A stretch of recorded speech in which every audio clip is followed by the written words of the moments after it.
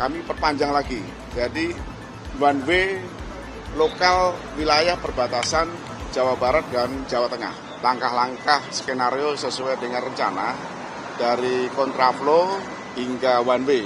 Tetapi one way tahun ini adalah bukan one way nasional pada H-4, tetapi one way lokal. One way lokal ini sangat strategis untuk mencairkan bangkitan arus yang cukup deras. Jadi langkah pertama one way lokal itu dari kilometer 70, ini pun juga karena indikator sama parameternya memang juga harus dilakukan.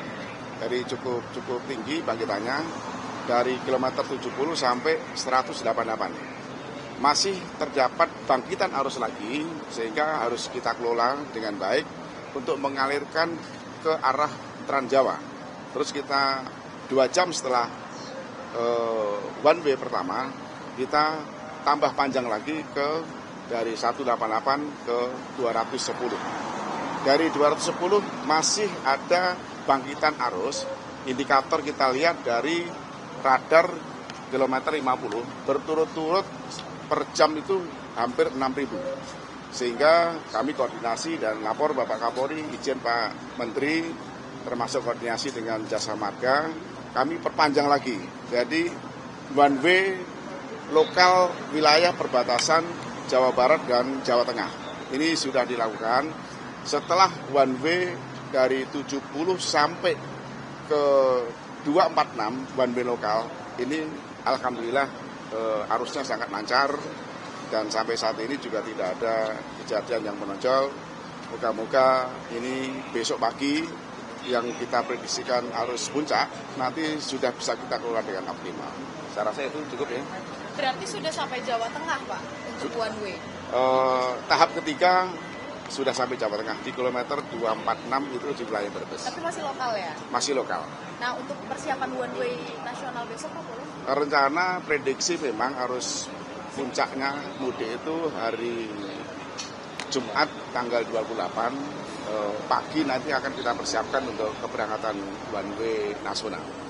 Oke, cukup ya. Dari data-data yang tersaji, ini apakah memang masih sesuai prediksi bahwa puncak arus mudik akan terjadi pada hari tanggal 28 besok? Sebetulnya prediksi tidak seperti itu. Jadi one way lokal itu juga pertama baru kita lakukan. Karena memang kita agak terkejut dari pagi hingga siang dan sore, itu bangkitan arus cukup tinggi. Maka dari itu langkah yang tepat untuk kita lakukan one way lokal di wilayah Jawa Barat, ditambah one way lokal di wilayah Jawa Tengah, ini memperlancar arus untuk langsung menuju ke Trans Jawa. Oke, malam ini naik Pak angkanya? Masih normal ya, masih normal. Gardu di kilometer 50 antara 5.400, jadi masih cukup tinggi sebenarnya. Bagus, boleh sedikit di luar jalur tol, mungkin Merak, Pantura? Merak beliau ini. Merak sejauh ini masih situasinya masih kondusif, tidak terlihat. Saat tadi malam memang ada terlihat kenaikan, tapi lebih didominasi oleh kendaraan roda 2. Nah, sekarang hari ini kita melihat situasinya tidak berubah, maksudnya masih seperti yang kemarin. Kita memang mengantisipasi apabila kenaikan muncul pada esokan hari atau nanti malam. Karena memang banyak dari para pemudik ini yang hari ini adalah hari terakhir karena besok adalah cuti bersama tanggal 28, sehingga kemungkinan akan terjadi lonjakan pada nanti malam dan besok pagi. Dan hal itu sudah kita antisipasi kemungkinan terjadinya lonjakan pada malam ini ataupun besok.